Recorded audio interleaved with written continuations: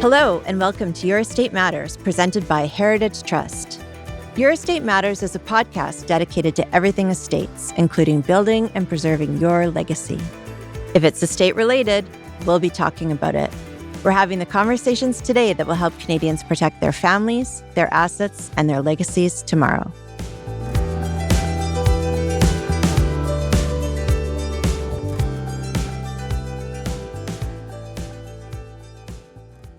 So, Jen, thank you so much for joining us. I'm really excited to interview someone who's had such an extraordinary career. And, you've been a C-suite executive. You led the National Pink Shirt Day campaign. You've raised millions and millions for causes. And then you walked away from it all.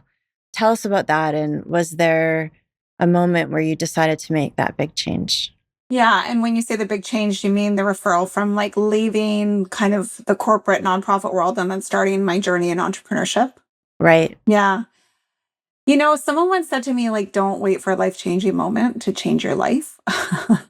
And so I recognized there might not be something cataclysmic that made me want to make the change. I think what kept coming up was the little whispers for a really long time before I decided to answer the call of the whispers. And the whispers sort of came like, is this what you really want to be doing? Are you truly happy? The way that work and life integrate, is this working for you anymore? From a context perspective, I was working about 60 hours a week with 4 kids at home and a dad who had stage 4 prostate cancer, who was a paraplegic. And so there was, as a lot of women hold, that mental load piece was huge. And I recognized I kept just butting up against feeling burnt out, exhausted, resentful. And I thought there's got to be a different way for making an impact and doing work that matters and how my life meets that. And so I did make a really big leap on the entrepreneurship side. And there was a lot that went into that. There was a lot of financial consideration, a lot of, coaching, and really redefining. Sometimes I think we have to prune to expand. So sometimes we have to just cut it all back in order to see where it's going to grow next. And I leaned into that pretty hard. So what I'm hearing is that it was multiple sort of thoughts or whispers, as you say, rather than one big moment when you realized you wanted to make that change. Mm-hmm. And I do think that's quite normal for a lot of people. We kind of feel those whispers and we dial the voice down for a multitude of reasons. We might say, rather than letting ourselves be curious about the whisper, if I could be curious about what I'm hearing, what would I give myself permission to explore? And a lot of people just shut it down right at the whisper. And so I'm glad I didn't. So maybe do you think it's midlife that gives you that perspective, or instead of sort of mindlessly being on the treadmill, that you start to think about being more thoughtful about what the next chapter is or the final act of your career in life? Yeah, I think for a lot of people, these bigger questions can come for a multitude of reasons. I was on a call today where someone told me, their best friend just passed away last week, and that has, drastically altered their feeling around just life and work and family and all those sorts of things. And I think that can happen. But I also think like deep down our soul knows. But if we are so busy, if we are so disconnected from our bodies, from our inner wisdom, from our body wisdom, from our soul, we might not hear what it's trying to tell us. And so I would say things became clear for me when I really got out of my head and I got into my body and I started to open up that dialogue between my head and my heart. I started to hear and feel different things that I hadn't been feeling for a while because I was on the hamster wheel, like so many people are, just racing through life. So speaking of the body and the physical piece, so you're a heart disease survivor. So for listeners who are dealing with their own health challenges, how did that frame for you what really matters? I think it redefined what I've already known. That was a big shock. So I was diagnosed with a 90% blockage in the largest artery of my heart about a year and a half ago, kind of found out by accident. And there was a part of me that thought, wow, I lived really stressed out for a really long period of time. I wonder if that had any correlation with, the arteries being blocked, which, research does. So stress has a correlation with heart disease. And so I think it really reaffirmed for me the importance of slowing down, resisting the racing, because I have this old operating system that kicks in really often where she's the driver. She's like, let's get stuff done. Let's move ahead. Let's say yes to this. Let's say yes to this. And then all of a sudden I'm feeling depleted again. And I'm like, oh gosh, I ended up here again. Here we go again. And I think the heart disease part really just redefined what is most important and how I want to spend my time. And that life can change very quickly for people. So you've helped many women navigating major life transitions, like at work and at home. How does that personal experience frame that? So I co founded an organization called Maturn, and we support women at work through key life stages. So we meet women at the intersection of a fertility journey, maternity leave, motherhood, and perimenopause and menopause. How really Maturn was born was from my own challenges with maternity leave and the return back to work. And so I was a very ambitious, very career driven young woman when I had my first. And she had colic. She screamed about 4 to 6 hours a day for the first 4 months of her life. I had a partner at the time who traveled a lot for work, and I felt very lonely, very ill equipped with dealing with a screaming baby every day on my own. And I remember returning back to work just like a shell of who I was before I left. And it wasn't until about 10 years later, the fog started to lift. And I started to ask questions like, why is there not a program that supports like ambitious woman through maternity leave and the return to work? This is an identity shift. It's a big change, especially if so much of your worth and value comes from your productivity, your career, and then that piece in motherhood and how the two reconcile. And so that was the original sort of impetus and inspiration for the co-creation of Maturn. Women are disproportionately advantaged by these key life stages and they need more support. And organizations need to structurally change as well. So let's talk about those life transitions. So they're real, sometimes very painful shifts. So what are the common triggers you see? Like might be retirement or caregiving or menopause. Like what do you see in your work? I think I'm seeing more and more now is the perimenopause and menopause piece. Like that is really being amplified. I think generationally, the generation before us, there was a lot of stigma and there was a lot of silence. There was a lot of pushing through really hard stuff and there was a lot of suffering. And so what I'm seeing with this generation of women is they don't want to suffer. They want the answers. They want to talk about it at work and they want deeper support. And they're not afraid to ask for it. And they're not afraid to say, you know what? I wasn't as sharp as I used to be. Perimenopause has drastically impacted my stamina, my cognitive abilities. It's not just about hot flashes. It's also about the changes emotionally, mentally. And I think what's happening for a lot of women in this season of life are bigger existential questions. Who am I? What do I want my legacy and impact to be? Do I want to stay in this job? Do I want to keep feeling unsupported? A lot of women in this season of life, I think, are self-actualizing. They've moved through, if we think of Maslow's hierarchy of needs, they've moved through the self-esteem phase. They've been like, yeah, that was cool. I had the title, I had everything, and it still didn't feel great. And now what? What have I come to do here with my life? And what kind of change, what kind of impact do I want to have? So that's what I hear a lot of is women wanting to also change the system. So one thing I've heard from many clients in estate planning is the sense of being caught off guard. They planned their careers, they're planning financially for retirement, but nobody's prepared them for the emotional side of these transitions. So what does that look like for people going through these life transitions, whether it be menopause or retirement and a loss of that perceived external status? I think a lot is going on. I think you can be postpartum and perimenopausal now at the same time with women having children later. I think there's a lot of different parts that come to the surface, whether you're contemplating what your exit looks like in 5 to 10 years.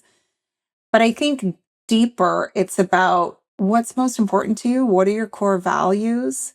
Who are you? What do you want to do with your life? What does impact mean to you? Because we are more than just our caregiving roles. We are more than just our work titles. And so I think that before contemplating or transitioning through some of those big life changes, actually opening up the hood and doing some deeper inner work about who you are and what's important to you can help shape what your continued trajectory looks like, because that has a direct correlation to purpose, and purpose has a direct correlation to longevity, and there's lots of research that shows that, looking at like the blue zones, right? People that feel this deep sense of purpose also tend to live longer.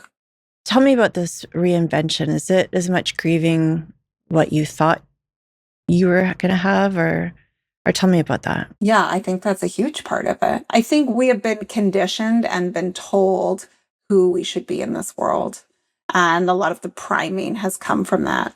I think what can be so powerful is that redefinition. And for me, that came when I went through a separation and divorce. It was sort of like, whoa, okay, who was I before the world told me who I should be, right? I should go to university. I should get a house. I should get married. I should have children. Like, I didn't even contemplate or question that plan. I just followed along blindly because that's what I thought I needed to do. And I think for myself and for a lot of women, it's like the reclamation of who you are. What were some of the things that were most important to you before the world told you who you should be? And then what are the parts that you want to hold on to of that kind of, older part of you? But then also, like, what are you moving towards? Who are you becoming in this season of life? And if you want to move towards, bravery or courage or spontaneity or adventure, like, what are the kinds of things that you're going to need to do differently in your life? I had a friend the other day, she said to me, say no to make room for yes. And that really sat with me because I think so often our instant answer is yes, especially for people pleasers. But when we say yes to everything, we're often saying no to ourselves and what's most important to us. So that's my new motto: say no to make room for the hell yeses. So you've talked about an inner glass ceiling. What's that about? Yeah, an inner glass ceiling is just another way to name some of those limiting beliefs that so many of us hold. And I certainly held so many throughout my life in terms of who I thought I was and what was or wasn't possible for me based on that. I started to question the inner glass ceiling I had placed on myself. And these are really our own limits. And these become entrenched narratives about who we are. Women tend to make more meaning from our experiences. So we make meaning from them in a way that's like, I'm not good enough. I'll never be that way. Oh, that's for other people. And a lot of that is co-created in our heads. One of the most important books that I ever read was by Byron Katie. And she guides you through these 4 questions that she calls the work. And basically, I started to question all my beliefs, my own inner glass ceiling constructed through these 4 questions. 1, is it true? 2, can I absolutely know for sure that it's true? 3, who am I when I believe that thought? What do I do? How do I feel? And then who am I without the thought? And what would I do differently? And so anytime I feel like I'm reconstructing that inner glass ceiling, I start asking myself those 4 questions again. And it really does help bring a lot of perspective to things that we think are our truth, but really it's often the voice of fear. So I love Byron Katie too. And one of the things that I remember about her, which helps me sort of contain rumination, is her construct: is it your business, other people's business, or God's business? And and and that's like, is this within my modicum of control? That is your business. Is this other people's business? Like, am I fretting about other people's lives or situations that really don't have anything to do with me? And finally, is it God's business? I don't think she means that religiously, but it's this like, are we going to have cancer? Or is there going to be a world war? Or, like things completely out of our control. And so she has a lot of constructs that take you out of these unhelpful sort of ruminations that we can get ourselves stuck into sometimes. Yeah, it reminds me of something Michelle Obama said. She said, what other people think about us is none of our business. Yeah, that's a good one. And I try and think about that a lot because we often make decisions based on what we think other people are going to think. Mm-hmm. And that's also sort of, I think, a midlife transition in that we sort of instinctively stop referencing that in our lives. And it's funny, I don't know when it starts happening, but suddenly, what people thought of us was really important, certainly in 20s, 30s, maybe 40s, but as we get older, it's like, well, they'll think what they think. Yeah, and that brings that's very freeing. Yes, yeah. So you also have another framework you call Brave Connectedness. Can you talk to us about that? Yeah, when I started my coaching business, so I was an executive coach, well, I still am, but I primarily do group, but one-on-one. Brave Connectedness was really about the reclamation of who I was as a little girl. I was really brave, but then slowly I started to move like further and further away from that to the point where I didn't even really remember who I was anymore. So the Brave Connectedness really was inspired by my own reconnection back to my bravery. And sometimes it's not about, for women, we think we're going to like wake up one day with this never failing glorious confidence and everything's just going to be so much easier. It's just a lie I think we tell ourselves.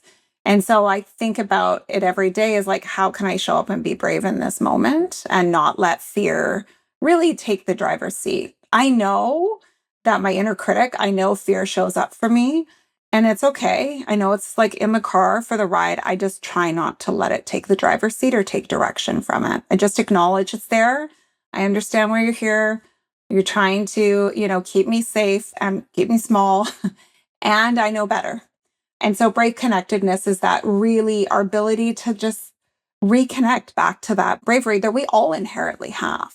So if listeners want to, do acts of bravery, what would you suggest they start with? I always say, like, start with something small. When you go into the gym and you haven't been there in a while, you don't start throwing around like 30 pounds. Well, I certainly don't. I start with like tens and, build my way up. So my tiny acts of bravery might be different from your tiny acts of bravery. And so sometimes that might mean leaning into a courageous conversation that's really difficult to have. That might mean saying, I'm really tired this week and I don't have an ability to do that. Or thank you so much for thinking of me. I'm not available. That might mean, for me, sometimes it's my kids want me to pick them up and I say, you have a bus pass. You can take the bus. The fearful side of me is like, what may happen to them? And, you should be there for them, all the time, be readily available. My brave self is like, no, they can be independent as well. Like that's a brave thing for me to do. So it might not be for some people, but it is for me. Again, we come back to that, like, who are you becoming? What are you moving towards? What part would feel brave?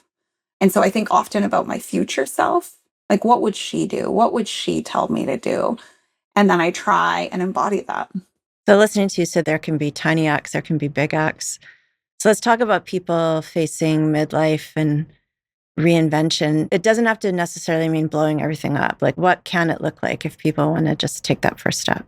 Yeah, a lot of people can't just blow up their whole lives, especially financially. Like I really had to figure out financially how I was going to continue to pay my mortgage while I left, very stable 6-figure job. It wasn't an overnight thing, it was really a process.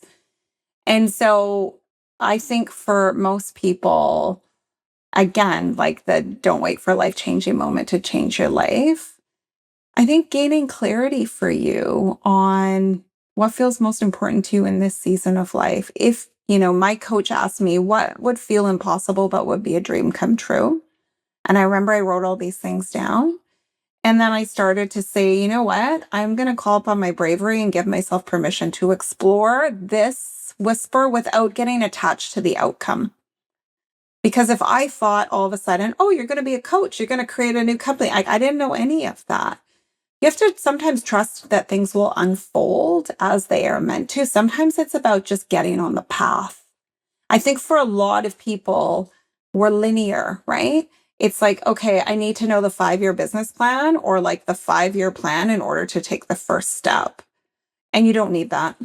You really just need a bit of bravery, some trust, and things can unfold, the way that they are meant to. I do believe in that from any universe perspective. Take the step and the path will appear. I mean, it's worked for me and I've seen it work for so many people that I've worked with. I'm glad you talked about the financial considerations because I'm just reflecting on what listeners may think, and they may think, "Oh, is this a conversation of privilege? Like, I want to be self-actualized as much as I can when so many people are really struggling financially." I think there's some stat that if people had a $400 unexpected expense, that the majority of people wouldn't necessarily have those resources. So if that's the lived reality of so many of us, is reinvention a luxury, or is this something that we can do in realistic terms? I'm glad you brought that up. I mean, there's so much intersectionality to this conversation. As someone who grew up with a single mom on the poverty line who wasn't sure if we were going to have like food in the fridge, my mom was certainly not thinking or talking about self actualization, because she was in survival. Again, thinking of Maslow's hierarchy of needs, right? Like she was way down in survival. She didn't even reach self esteem because that's where she needed to stay in order to survive. And so I recognize that I have an immense amount of privilege. When I was a single mom myself, I had to stay in my job because there was no financial cushion or safety net. And so I think it's a conversation, not of like complete reinvention, but I think what everyone can come back to, regardless of what financial position you're in, is what are your core values? What feel most important to you? How can you live in alignment with those in a way that feels like you're living inside of your own integrity? Because when you make decisions from your core values and what's most important to you, it's really hard to feel like you're making the wrong decision. Now, I didn't make a lot of money for really quite a few years, and I would not have been able to make that leap had I been in a different sort of financial position. And it happened slowly and over time. And I did have to completely adjust my lifestyle. However, as an adult, I've never worried about, are we going to be able to put food in the fridge? Am I going to be able to pay my bills? Not like we did when we were growing up. However, I have seen many people who grew up in worse conditions now kind of, doing so well in this life. And when I've had conversations with them, a lot of it came down to their belief and their ability to change their life and change their circumstance. And that was incredibly powerful for them, and getting support along the way to do that. So there's a lot of intersectionality here. And I'm glad that you really rose that. So I was also a single mother. And, when you are, that single minded focus of providing, it's actually very clarifying. In some ways, that single focus on needing to provide financially and being responsible for little people actually really clarified my thinking. And actually, I think today, some of the success that I've had in business was actually as a result of fundamental decisions I made from that position of necessity. So I guess you can see it from different ways. Well, from struggle often comes strength. Right. I mean, I bankrolled my whole university. I paid off $40,000 in student loans. Like, I kind of made myself, and I'm actually grateful for that experience because it taught me a lot of character. It taught me more about who I was. If everything was easy, if everything was handed to me on a silver platter, I don't think I'd be, as evolved as I am. I'm not saying I'm so evolved, but it has shaped my path for sure. Yeah. It gives you empathy and understanding. And there's no confidence more than having done it on your own from difficult circumstances. Nothing can be earned other than that experience. So, what did you stop doing when you wanted to reinvent your life instead of what did you start doing? I would say I stopped relying so much on other people's opinions and what they thought I should be doing. I see that a lot of people do this when they're going or contemplating through times of transition. They are externally seeking. What do you think? What do you think I should do? Here are my skill set. What should I go into next? I really kind of turned that back on myself. And I really started to go inward as much as possible. Now, as much as opportunities come through usually a matrix of relationships, I was less reliant on other people and more attuned to sort of myself and what was unfolding. So I would say I stopped relying on external validation so much. I also stopped over functioning, people pleasing, overworking. I started saying things like, oh, I don't do that anymore. I know that's what I did in the past, but things have changed now. I started saying no to things. I started to conserve my energy for myself. And I really started to try and attune to a different, like, instead of like trying to figure out in my head, I really started a lot of like more somatic practices, getting into my body, things that I would have discounted as like woo woo. Like, that's like, yeah, I don't have time for that. I'm like type A and I'll just figure it out. Yeah, that was the only path forward for me.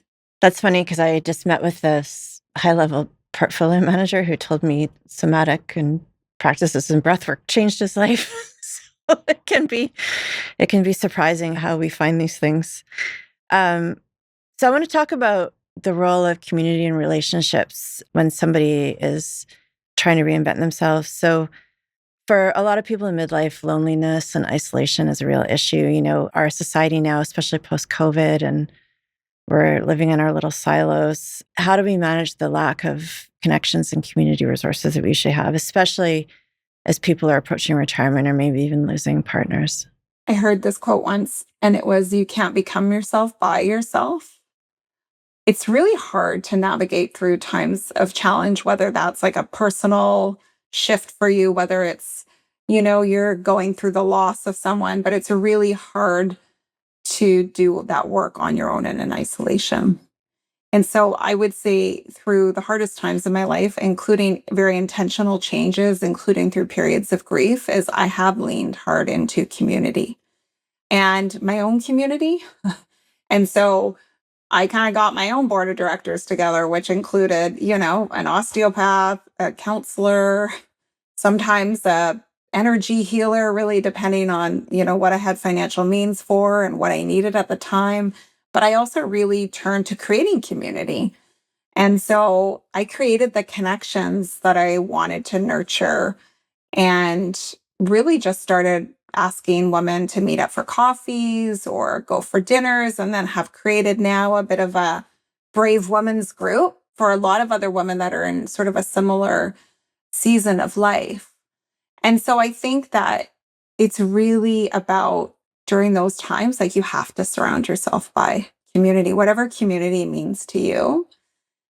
And there's a lot of research, again, correlated to longevity and community. Social connections are incredibly important. Now, in saying that, I think you get the most benefit when you can be vulnerable in some of those safe spaces, when you can sort of speak your truth and have people there to hold you. I think if you're in community and you're not sharing and you're not opening yourself up, you're not going to get the true benefits from the connections as you will when you show up as who you really are. And hopefully you have the safety in those spaces to be able to do that. Let's talk about that. Like, what does this look like as people evolve? So they go through midlife, there's caregiving, widowhood, health scares. Like, how can people manage those transitions and identity shifts? And what role does community play or not? I mean, I don't know how you go through those on your own. It's very difficult, and I think can be 10 times harder than when you have people that are surrounding you. So there's, tapping into things that are already available. Like, a lot of our Maturn programs support a lot of women through these transitions and changes. Our programs are usually around 30 to 40 women. So we really, that community piece, because I think what happens is when you share your experience with others, it also helps normalize what we tend to internalize as women, that we're creating meaning for. I'm the only one struggling. I'm the only one kind of going through that. And the thing is, that's just not true. I've seen this easier for women to do. There seems to be more of an openness. I see it less, with my husband, he might not be as vulnerable and open as I might be, with some of my friends. And so I think it's, you're the average of the 5 people you spend the most time with. It's like the law of averages. So who are you spending your time with? And are they bringing you up? Are they bringing you down? Are they making things feel lighter? Are they making things feel harder? I know I've had to let go of some legacy relationships in the last couple of years that Sometimes we evolve out of friendship groups as well, and that's okay. But you can seek, I mean, I've sought out community through volunteer work, through community services at the community center, through my own connections at work, through book clubs. Like, they're out there. Sometimes we just have to open ourselves up to them. So I was going to ask you about that. So you're a super connector type, but for somebody who's that's not their strength, like they want to build community, they're feeling that isolation. What's a first step they could take if they want to start rebuilding that connection? I would say start with an interest that they have. Start with a personal interest and then start looking online. An example of that was like, I liked marketing. I liked hiking. Like, I would go online and be like, hiking groups for women on the North Shore or in Richmond. And there's so much information online. I was starting at the community center, your local community center. There's also a ton going to maybe a yoga class or an exercise class. I always meet people through that as well. So sometimes starting with an interest immediately fosters some sort of connection with someone. I also just started talking to people more and being more friendly. Now, a lot of people that think they're introverts, right? It's like, oh, I don't like that stuff. Well, can you do one brave thing, where you kind of connect with someone? There's lots of different ways you can do it. AI is such a great tool now to seek out some of these things that you're interested in. It can give you so many different options in your community, especially if you're not working anymore and you're looking for that. It is really vital for our longevity. There's people going through a major life transition. So maybe it might be new relationship, retirement, widowhood, health event.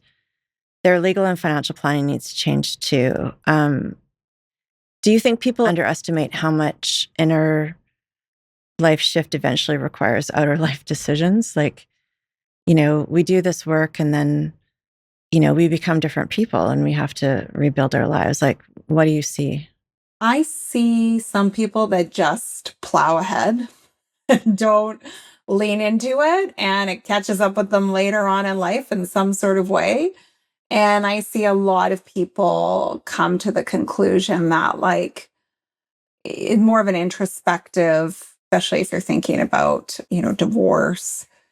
How did I show up in that relationship? What feels really important to leave behind? What do I want to ensure I have moving forward? So redefining what's most important to you is really important.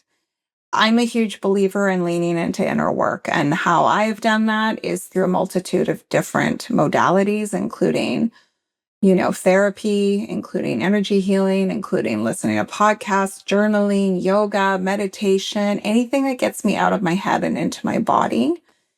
And I think a lot of clarity can come from that. When you kind of clear away the noise, things can become clearer for you. But in order for things to come in, there needs to be space. I often hear from people, oh, like, my best ideas come when I'm running or I'm in the shower. I'm like, yes, because you're alone. It's like might be the only time where you are alone. It feels like it has the space to come through, or you're connected in with your body when you're running, or And you're not on a screen. yeah, exactly. I mean, I think it's increasingly hard for people to not be distracted and not be doing something. So, what's the most common mistake you see people making when they are facing a major life transition? I think not realizing that they don't need to do it alone. I think what I've seen for a lot of people, and I've experienced myself, is this you kind of turtle, this like protective shell that starts to be put around you. I know when I went through my divorce, I felt a lot of shame and like I'd messed up. And so I kept people at a distance because I didn't want them to see me struggling. That didn't feel safe. And I also just felt kind of embarrassed because I thought I was a failure. And so, whatever the circumstances, even when you're going through grief, that can be very like a lonely, and you kind of can. I do see, two different people, they pull back and shut people out,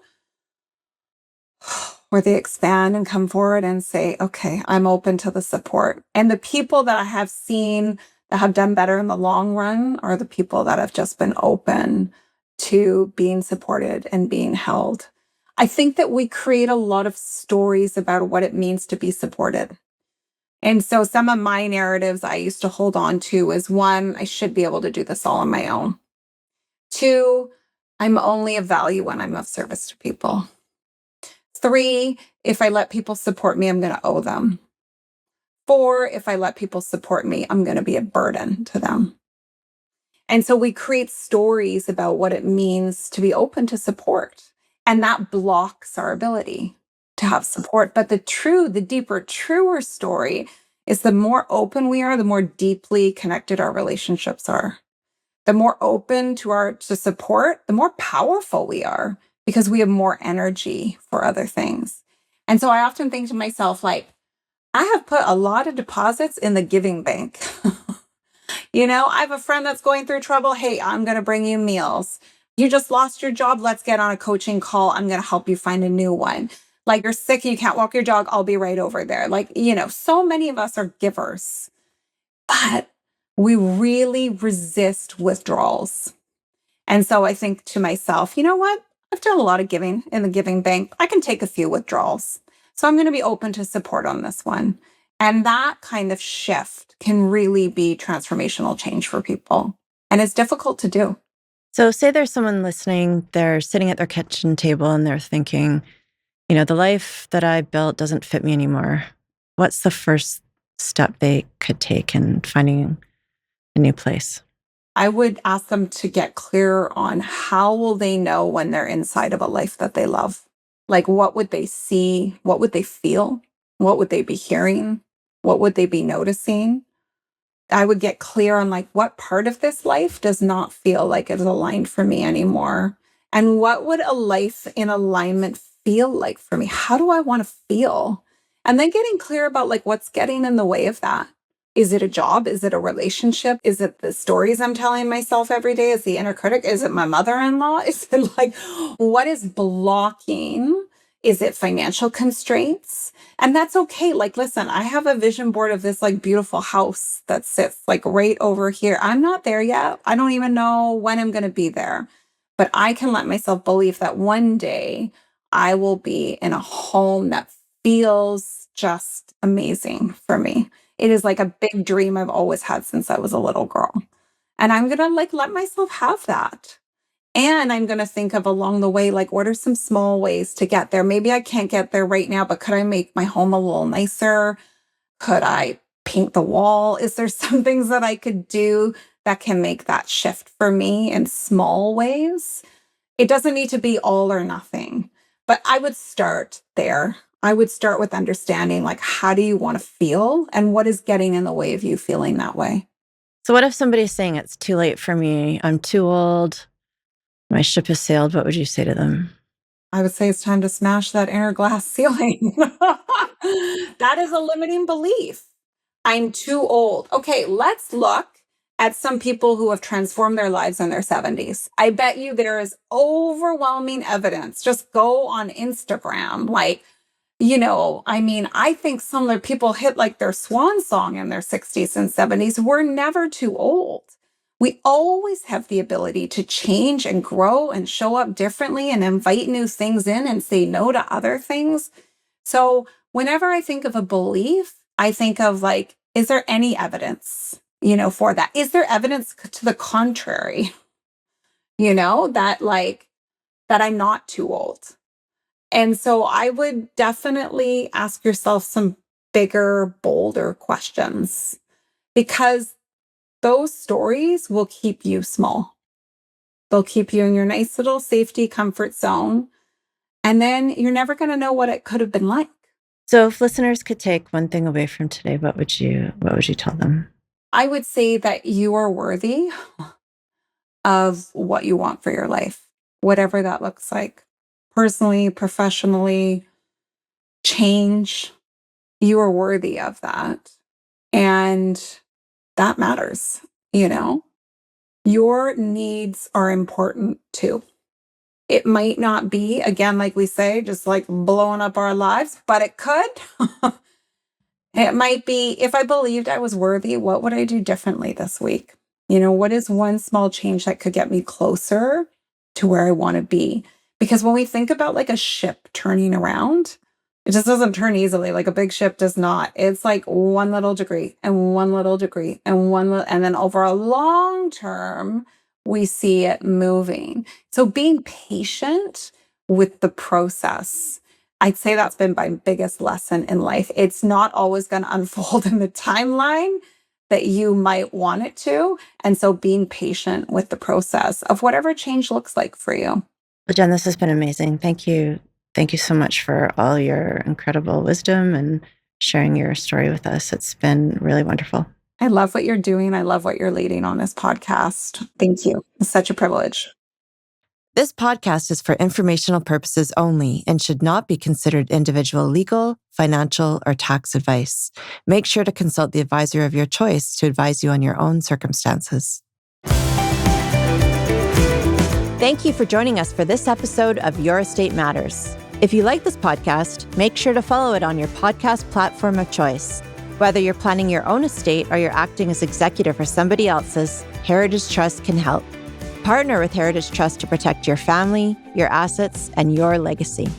If you'd like more information about Heritage Trust, please visit our website at heritagetrustcompany.ca.